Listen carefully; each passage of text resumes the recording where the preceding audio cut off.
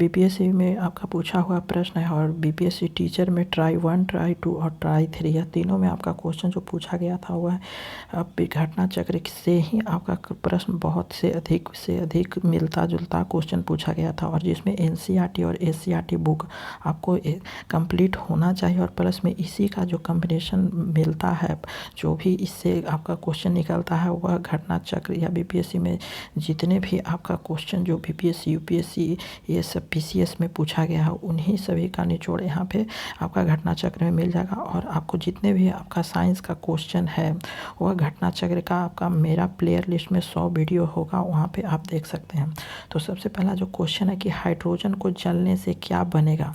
ए option है oxygen, B option है राख, सी ऑप्शन है मिट्टी और डी ऑप्शन है पानी। और यह बीपीएससी टीचर में आपका क्वेश्चन पूछा हुआ है 11-12 में। आप एक बार ज़रूर ट्राई कीजिएगा प्रीवियस पेपर बनाने के लिए। तो यह इसका डी ऑप्शन सही होता है, पानी होता है। जो हाइड्रोजन को जब जलाते हैं तो पानी यहाँ पे निकलता है, बनता है। ठीक है, अगला क्वेश्चन है कि निम्नलिखित में से ईंधनों में से कौन सा न्यूनतम वायु प्रदूषण करता है।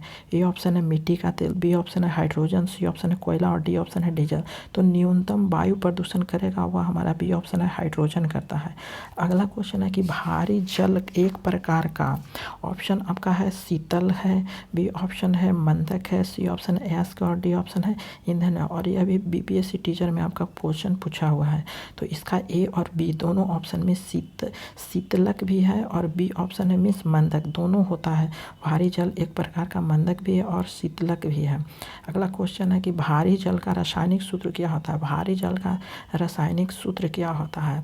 ए ऑप्शन आपका है H2O, बी ऑप्शन है D2 और सी ऑप्शन है H2CO3, डी ऑप्शन है H2S। तो हमारा ड्यूटेरियम ऑक्साइड होता है, बी ऑप्शन आपका सही होता है। अगला क्वेश्चन है कि न्यूक्लियर रिएक्टर में विमंदक और प्रशीतक दोनों की तरह प्रयुक्त होने वाला पदार्थ है। और यह भी आपका बीपीएससी ट्राई में पूछा हुआ है। ए ऑप्शन है साधारण पानी, बी ऑप्शन है भारी पानी, सी ऑप्शन है द्रव अमोनिया और डी ऑप्शन है द्रव हाइड्रोजन।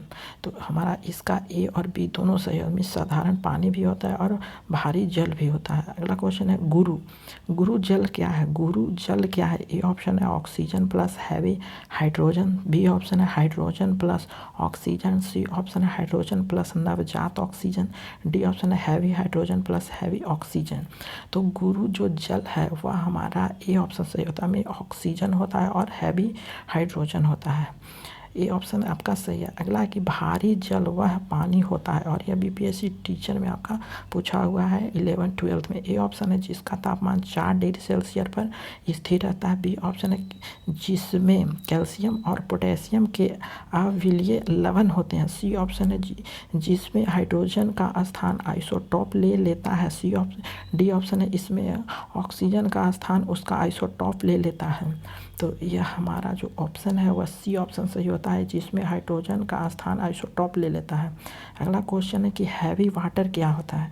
ए ऑप्शन है अधिक सम्मिलित हवा होता है, बी ऑप्शन है हाइड्रोजन के स्थान पर ड्यूटेरियम होता है, सी ऑप्शन है अधिक घुले हुए खनिज और लवण होते हैं और डी ऑप्शन है जैविक अशुद्धता होती है।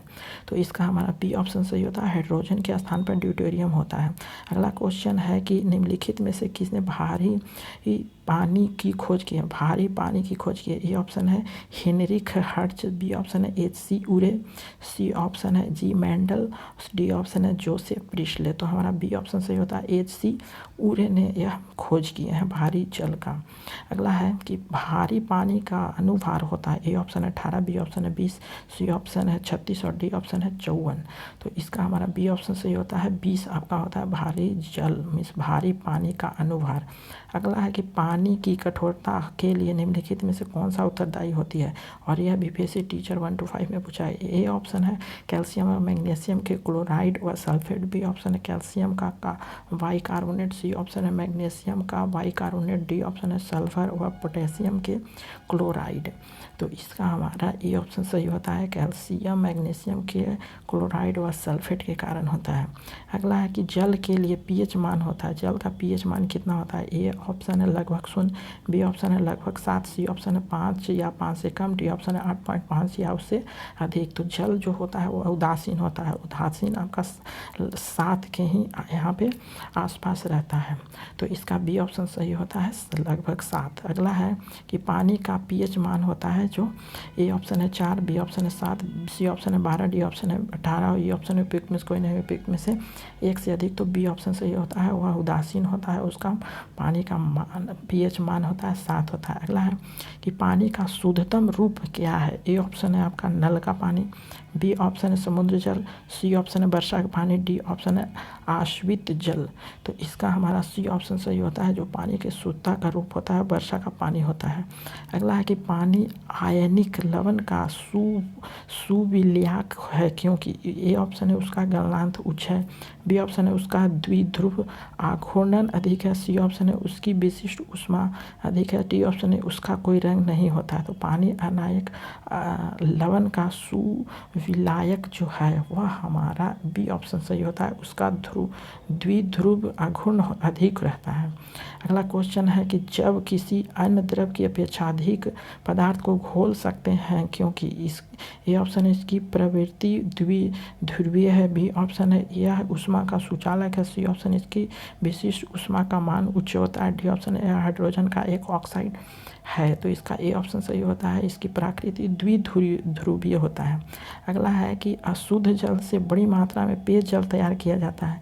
ए ऑप्शन है निर्वनीकरण, बी ऑप्शन है आशवन द्वारा, सी ऑप्शन है आयन आदान प्रदान द्वारा, डी ऑप्शन है निथारकर।